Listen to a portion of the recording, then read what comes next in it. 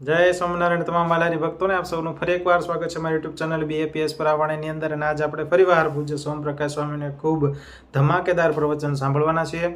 આજના આ પ્રવચનની અંદર ભરપૂર કોમેડી, ભરપૂર હાસ્ય પ્રસંગો તો છે જ, પરંતુ સાથે જીવનમાં ખૂબ ઉપયોગી થાય એવી વાતો પણ આજે આ પ્રવચન અંદર સાંભળશું.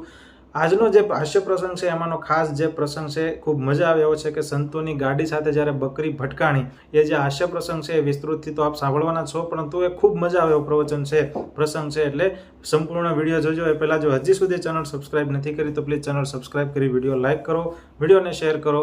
તો ચાલો આજનું આ પ્રવચન શરૂ કરીએ. જેમ દારે સલામમાં એક વખત એક કોક કાળિયો દાદો બન્યો હતો અને સુભાષભાઈ પટેલને ખબર પડી, એને બજાર વચ્ચે કેડેથી પટ્ટો છોડીને એવો માર્યો એ કે હું એક તો દાદો છું ને તું વળી ક્યાંથી નવો જાગ્યો દાદો. આજે પણ આખા દારે સલામમાં સુભાષ દાદા એમ કહેવાય. હવે એવું મારતો નથી, પણ પહેલાં બધા એને ખૂબ માર્યા છે. કોઈક અધિકારીઓ આવે ને એને પૂરીને મારે ને પછી સહી કરાવીને કહે લખી નાખ બધું ઓકે છે. ઇન્કમ ટેક્સવાળા આવ્યા કે સેલ ટેક્સવાળા આવ્યા હોય, બધાને મારે. સાધુને શું લાને પૈસા રાખવા જોઈએ. અમારે ત્યાં પ્રાગજીભાઈ હતા મોચી, રેલવે સ્ટેશન રોડ છે ને, સ્ટેશન રોડ, તેમની દુકાન બૂટ ચંપલની. તે કોઈક બીજા આપણા સ્વામિનારાયણના સાધુ કંઈક ચપ્પલ લેવા ગયા હશે, તે 2-3 જોડી લીધા. પછી કે ભગત આ સેવા કરી નાખો ને. ભગત કે કરાય, પણ તમે સ્વામી કંઈક તો આમ થોડાક આપો, અડધાની સેવા કરું. તો કે તમારા સાધુ આવ્યા હોય તો બધી ન સેવા કરી નાખો. કે સ્વામી અમારા સાધુની હું સેવા કરું ને માથે આપું વધારે, પણ અમારા સાધુ પૈસા નથી રાખતા. તમે રાખો છો તો આપો ને. હાલો તમે આ નિયમ લ્યો, પૈસા નથી રાખવા તો તમારે જેટલા જોઈએ એટલા ચપ્પલ અહીંથી લઈ જવાના. તમે રાખો છો એટલે માગીએ જ તેને. ગુણાતીયન સ્વામીએ કથામાં યાદ કર્યું કે પેલા ભાઈ આપણે હરિભગત આવ્યા હતા એને બોલાવો કથામાં. કે સ્વામી કયા? સ્વામી કહેલા 500 રૂપિયા હમણાં નો ભેટ કરીને ગયા હતા સવારના વારે એને. કે સ્વામી એ તો ગયા. ત્યારે સ્વામી શું બોલ્યા, એટલા રૂપિયાનું અનાજ લઈને અહીંયા સમાગમમાં રોકાણા હોત તો કામ થઈ જાત. આ તો ભગવાનને એમણે અહીંયા આપ્યું તો આ તો દેના બેંક છે. દેતો દેતો ને દેતો એ જીરે જેનો બદલો કાંઈ ના લેતો જોગીડો. દેતો દેતો ને દેતો. કાગને દીધું એણે હંસને દીધું, ભેદની વાતું ન કહેતો. ભોળો રે જોગી એટલું આપે કે લેનારો થાકી રહેતો દયાળુ. દેતો દેતો. ગુણાધ્યાન સ્વામી કે ભગવાન એનું આનંદ ઘણું પાછું આપશે, પણ એના કરતાં કથા સાંભળી હોત તો જીવનું અજ્ઞાન ટળે. મૂળ તો અજ્ઞાન જ વળગ્યું છે ને. શંકરાચાર્ય કીધું કે શ્લોકાર્ધેન પ્રવક્ષ્યામિ બ્રહ્મ સત્યમ જગત મિથ્યા. બસ જો અડધા શ્લોકમાં કહેવું હોય તો આટલું જ જ્ઞાન છે. આપણે ત્યાં સાંખ્ય અને યોગ 2 જ્ઞાન છે. સાંખ્ય કરીને યોગ કરવાનો છે, જગતના સુખનું સાંખ્ય કરવાનું અને ભગવાનમાં જોડાવાનું. આટલું જ મૂળ જ્ઞાન. કઈ કહીને આટલું જ કહેવાનું. આખું ભાગવત સમજાવીને શું કીધું, ત્વમ તો રાજન મરીષ્યસી ઇમામ પશુ બુદ્ધિમ જહી. હે રાજા તું મરી જવાનો છે એ તારી પશુ બુદ્ધિ છે, મરવાનો તો દેહ છે. નહીં તો આજ નાક કરડશે તો અમરશે, નહીતર તો કોઈ રહેવાનું જ છે જ નહીં. અહીંયા કોઈ અમર પાટો લઈને આવ્યું નથી. દધિતી રે દાનવ દેવનું ટોળું મળી હસતું હતું. સૌ શિવને જઈ પૂછજો કે સાગર મથ્યો ત્યાં શું હતું. સ્વપ્નું હતું પ્રભુતા તણું, પ્રભુતા તણે પંથે પડ્યો. મળવા જતા પ્રભુતા એને હિરણાકશ્યપને નરસિંહ મળ્યો. નરસિંહ ક્યાં બેઠો છે ભાઈ? નથી આવ્યો હજી? તો જો હિરણાકશ્યપે કેટલું માગી લીધું હતું, આવી રીતે ન મરું, આમ ન મરું, તેમ ન મરું. પણ તોય જ્યારે એને માર્યો ત્યારે ભગવાન કે તારો પેલો દસ્તાવેજ કાઢ, કોઈ શરત ભંગ નથી થતી ને, વાંચી લે હાલ. બધું લખાવેલું હતું, પણ એ લખાવેલું સાચું રાખીને પણ માર્યો. તો આ લોક છે, આમાં ગમે તે દિવસે જવાનું જ છે. તો રાજા પરીક્ષિતને સુખદેવજીએ કીધું કે આટલું સમજ, તને જે ડર છે ને મરવાનો, તો ગમે તે દિવસે આવવાનું આવવાનું આવવાનું, તું ન ઈચ્છે તોય આવવાનું. તો ભગવાનની કૃપા છે. નહીતર આ જીર્ણ થાય જૂનું, પછી કેટલી તકલીફ. જો બધાને ખુરશીમાં બેસવું પડે છે. એ લોકોને કહો કે નીચે બેસો તો કહે પણ પગ દુખે. પહેલા દોડતા હતા ને ભાઈ તમે કુંજડિયા, તો કે હવે ગઢપણ આવ્યું ને ભાઈ. તો ગઢપણ આવે પછી એના એ દે જૂનું જૂનું લીના હાલે, પછી ચાલુ કરવું હોય તો કેટલું દોડવું પડે. આમ લઈને દોડે ને પછી જો ચાલુ થઈ જાય ને તો ઠેકડો મારીને બેસી જાય ઉપર. ઊભો રહે પાછું બંધ પડી જાય. પછી થાય કે ને હવે આ લ્યુના બદલો, ગમે ત્યાં પાછું ઊભું રહે. ત્યાં અમેરિકા હતો ને, આવા નાના બાળકો 2-3 બેઠા હતા. પૂછ્યું તારે મોટા થઈને શું થવું છે? બધા ભણતા હતા એટલે એ બાબતનું એ લોકો બોલ્યા. એક કે મારે છે ને ડૉક્ટર થવું છે. શેના ડૉક્ટર થવું છે? હૃદયના ડૉક્ટર, હાર્ટ ટ્રાન્સપ્લાન્ટ કરે ને એવા ડૉક્ટર થવું છે. સામાન્ય ડૉક્ટર નથી થવું, એવા ડૉક્ટર થવું છે. બીજાને કીધું તારે? મારે પ્લેન નવું બનાવવું છે. પ્લેન તો છે, તું હું નવું બનાવવાનો હતો? પેટ્રોલ વગર ચાલે એવું. બેનો મેં થોડોક લાભ લીધો. મેં કીધું જો, એટલે હૃદયવાળાને કીધું હમણાં જ હું ટેસ્લા ગાડીમાં બેસીને આવ્યો, એમાં એન્જિન જ નહોતું હતું, બેટરી ઉપર એ તો છે. અને ડ્રાઈવરની જરૂર નહીં, ડ્રાઈવર બેસવાનું, પણ એ તો પોતે જ ઓટો પાયલોટિંગ કરે છે ગાડી પોતે જ. તમે અહીંથી કહી દો ભાવનગર અક્ષરવાડી, એટલે ત્યાં સુધી ઊભી ન રહે. રસ્તા એ જ શોધી લે. આગળ કોઈ વાહન હોય તો એ ધીમી પડે, તાર વે બધું જ કરે. એની મેળે પોતે જ કરે છે. તમે તું મોટો થાય ત્યારે ડૉક્ટર થતાં પહેલાં તપાસ કરી લેજે. જેમ માણસે મશીન વગરની હવે ગાડીઓ બનાવી, એમ ભગવાને કદાચ શરૂ કરે હૃદય વગરના માણસ બનાવવાનું, તો તું એનો નિષ્ણાંત થઈશ ત્યારે કોકને હૃદય જ નહીં હોય, પછી કોના બદલીશ? તો એ વિચારમાં પડી ગયો. પછી પેલા પ્લેન વાળાને કીધું, મેં કીધું તું શેનાથી તો ચલાવીશ? પેટ્રોલ વગર ચલાવીશ તો? મને કે બેટરીથી. બેટરી ચાર્જ કેમ કરી? સોલારથી. વાદળા હશે તો એની ઉપર લઈ જઈશ, વાદળાની ઉપર પ્લેનને, અને એવી વ્યવસ્થા રાખીશ ચાર્જર એવા. બરોબર. પછી મેં કીધું કે તમારા દેશમાં તો ઇન્ડિયામાં તું આવ્યો નથી, અમારે ત્યાં તો કાર શોધાઈ ગઈ છે વગર પેટ્રોલ ડીઝલે ચાલે. તમારી સાથે સંત હતા એને આશ્ચર્ય થયું કે એમ સ્વામી આપણા દેશમાં? મેં કીધું હા. મેં કીધું અમે જોઈ છે. કે કઈ રીતે? અમે તો ઇન્ડિયા આવીએ છીએ ત્યારે કોઈ જોઈ નથી. મેં કીધું જૂના વખતમાં હતી, અત્યારે હવે એવી નથી આવતી. મને કે જૂના વખતમાં? મેં કીધું પહેલાં આવતી હતી વગર ડીઝલ પેટ્રોલે કિલોમીટર ચાલે.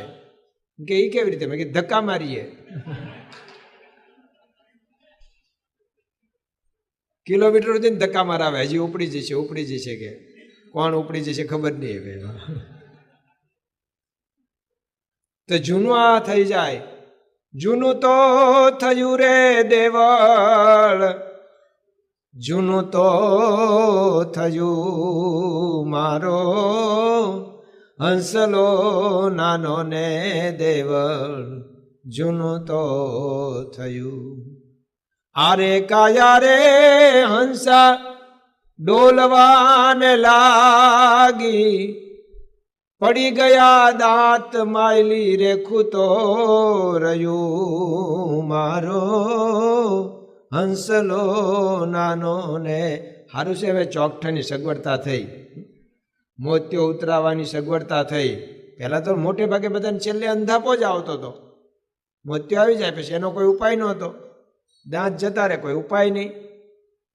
નાનપણમાં ભાવે લાડવા અને ગડપણમાં ભાવે સેવ, રોજ ને રોજ જોઈએ રાબડી બળી બુઢાપણની ટેવ. નરસિંહ મહેતાએ ગાયું, કારણ કે બીજું ચવાય નહીં તો કરે હું, રાબ જ રોજ હાલે. તો આવો દેહ થઈ જાય તો સુખદેવજીએ રાજા પરીક્ષિતને કીધું કે આટલું જ જ્ઞાન સમજાયું, આ તારી પશુ બુદ્ધિ છે. ખોટમાં ધંધો ગયો તો બધું કંઈક કોકે લીધા એને દીધા ને કંઈક થયું હતું, તે છેક આપઘાત કરવા સુધી પહોંચી ગયા હતા. અને થાય જ આવું, એ વખતે એક જ અંજામ. હવે બસ વળી કોકે કીધું યોગીજી મહારાજ બહુ મોટા સંત છે, આશીર્વાદ લ્યો ને. કંઈક એ તો હારે જન થાપે થર થર કંપે પહાડો યોલા પાપના રેજી. તો યોગીજી મહારાજ આશીર્વાદ આપે, અથવા તો એક વખત તો જાઓ દર્શન કરવા. અમદાવાદ ગયા, યોગી બાપાએ ધબ્બો માર્યો, આશીર્વાદ આપ્યા. આવો તો વિચાર જ ના કરો, મહારાજ બધું સારું કરશે. પણ એમાંથી યોગમાં આવ્યા, નહીતર ગાંધીવાદી હતા. ઘરે બધાને સવર્ણોને જમવાનું આમંત્રણ આપે, અને પછી બે સવર્ણની વચ્ચે એક હરિજનભાઈને બેસાડે જમવા. એ વખતે જો કોઈ બોલે તો તરત જ કાયદો લાગુ પડે. એટલે પ્યોર ગાંધીવાદી હતા ને આવા ધંધા કરતા હતા. પણ પછી આવું થયું, એને લીધે સત્સંગમાં આવી ગયા. કોઈક વખત દુઃખ આવે એ પણ સારા માટે હોય, આપણા ઉભા કરેલા ન હોવા જોઈએ મૂળ તો. કોકને ન કરવા દુઃખ ઉભા, નહીં કે હારા માટે આ તો ભગવાન તારું સારું કરશે, એવું ન કરવું. કંઈક નિમિત્ત અહીંયા આમના કંઈક પુણ્ય હશે, મહારાજની કૃપા હશે. મહારાજ તો પછી ત્યાંથી પધારી ગયા આગળ વિચરણમાં. કાયાભાઈ ઘરે આવીને સુરીર તો હતા જ, અને જે જગતના માર્ગે સુરીર હોય ને એ પછી જયારે આ માર્ગે આવે ને તો આમાં સુરીર. જોઈ લો, આ જોબન પગીથી માંડીને ઉપલેટાના વેરાભાઈ, મેંગણીના માનભા, અભયસિંહ બે, અને આ અત્યાર સુધીના બધા જેટલા અત્યારે હરિભક્તો સ્વામી બાપાના અત્યારે વર્તમાન કાળે જે છે, જેટલા જગતમાં સુરીર હોય ને એટલા અહીંયા સુરીર હોય. બાકી બાપના નો વાળ્યા હોય ને બાવાના નો કાંઈ વાળે, અહીંયા આવે તો કાંઈ ન કરે, બધું પતી ગયું, એમાં કાંઈ હોય નહીં. તો મહારાજ ગયા પછી એમણે તો ઘરે ભજન શરૂ કર્યું. સ્વામી નારાયણ નારાયણ નારાયણ સ્વામી નારાયણ સ્વામી નારાયણ સ્વામી નારાયણ સ્વામી નારાયણ સ્વામી નારાયણ નારાયણ નારાયણ સ્વામી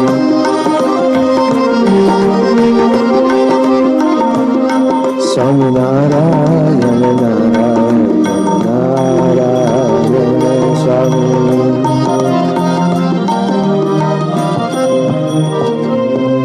રાત થોડી છે ને, બે જાજો છે, મોટો છે, એટલે ગવાય એવું નથી.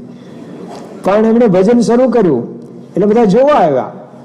આવે જ ક્યાં શું આદર્યું, વાહ ગજબ હાથે ગુજારીને પછી આકાશી ગયાથી શું મળી દુનિયામાં બદનામી પછી નાસી ગયાથી શું. તો ગજબ હાથે ગુજારીને પછી લોકો બોલવા લાગ્યા, વાહ હો ઉંદર મારીને મીની હવે પાટ બેઠી. હા, ભજન કરવા માંડ્યો છો. તે બધા જોવા આવે, પર આખા મોહલ્લાના માણસો આવતા ગયા. શું છે ઓલો કાયો અત્યારે ભજનમાં કરવા માંડ્યો છે. કોક મળી ગયું એને બાવા, અને પાછું હિન્દુનું ભજન કરે છે. હિન્દુનું, ગામમાં મોટે ભાગે મુસ્લિમો હતા. તે બધા જોવા આવે ને પછી જતા રહે ને એમ કરતા કરતા પછી તો કોઈ જોવાય નહોતું આવતું. ને હમણે તો લગ્ની લાગી મુને સ્વામિનારાયણ નામની બરોબર જમાયું. હા, અને કરવું તો એમ જ કરવું ને ભાઈ, હાલા પોલા શું રહેવું હાવ. કે છે મરજીવાને માર્ગે જન કોઈક જાવે, એમાં મરજીઓ થયો, પણ કેટલાકને ઈર્ષ્યા આવી, નાતવાળાને આવે જ.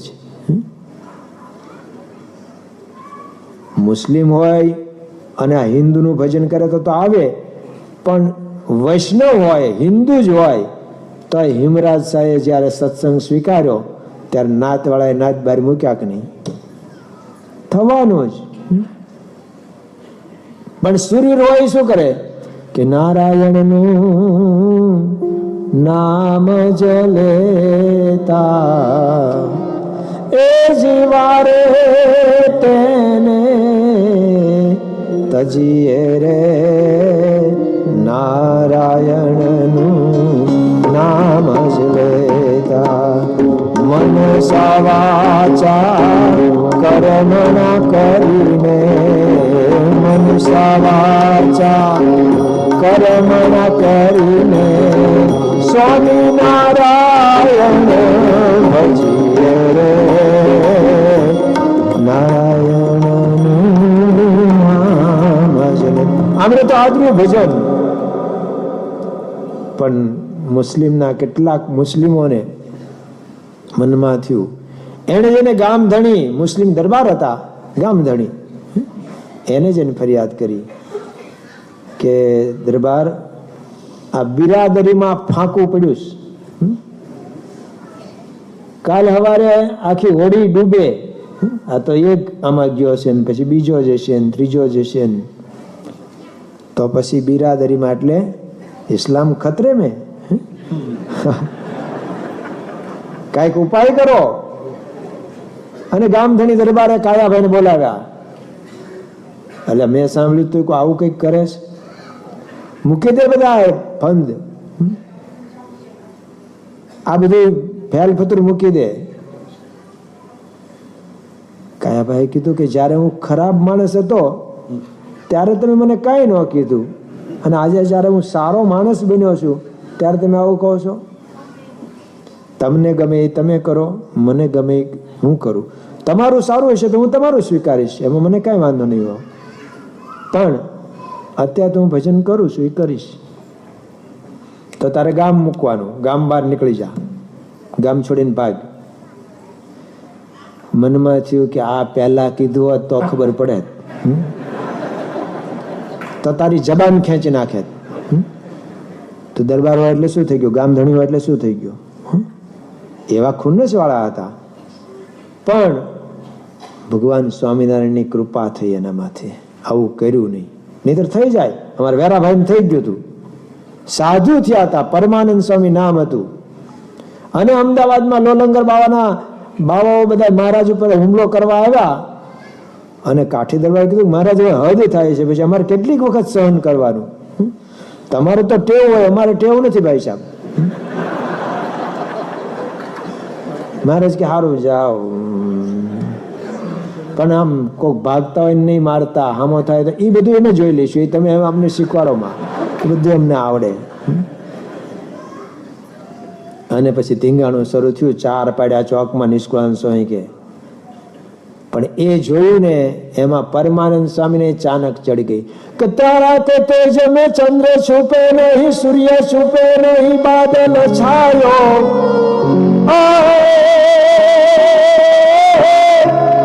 જોને તારા કે તેજ મેં ચંદ્ર છુપે નહીં, સૂર્ય છુપે નહીં, બાદલ છાયો. રાડ પડે રજપૂત છુપે નહીં, દાતા છુપે નહીં, ઘર માંગન આયો. તો ચંચલ નારી કો નૈન છુપે નહીં, ચંચલ નારી કો નૈન છુપે નહીં, પ્રીત છુપે નહીં, પીઠ દિખાયો. કવિ ગંગ કહે સુર સાય અકબર, જોને કર્મ છુપે નહીં, ભભૂત લગાયો. જે જેમ હોય બહાર આવે જ. અને પરમાનંદ સ્વામીને ચાનક ચડી ગઈ. બીજાને જોયા ને આમ તલવાર્યું ખેંચતા, તેમણે કોઈ ગ્રસ્ત એના ખીતીએ લટકતી તેની ખેંચી નાખી. તો જોઈને પૂજ્ય સોમપ્રકાશ સ્વામીના દરેક પ્રવચનની અંદર હાસ્ય કોમેડી ભરપૂર હોય છે, પરંતુ આજના આ પ્રસંગની તો વાત જ અલગ હતી. કારણ કે આજના આ પ્રસંગની અંદર એમની આગવી શૈલી, અને આજે પૂજ્ય સોમપ્રકાશ સ્વામી પણ ખૂબ આનંદથી પ્રવચન કર્યું છે અને ઘણા બધા હાસ્ય પ્રસંગોની સાથે સભા કરી. હાસ્ય હોય એટલે માણસને જે છે એ આખા દિવસનો થાક ઉતરી જાય, સભામાં બેઠતાનો જે થાક હોય એ પણ હાસ્યની સાથે ઉતરી જતો હોય છે. એટલા માટે પૂજ્ય સોમપ્રકાશ સ્વામીની દરેક પ્રવચનો સાંભળવાની ખૂબ મજા આવે છે.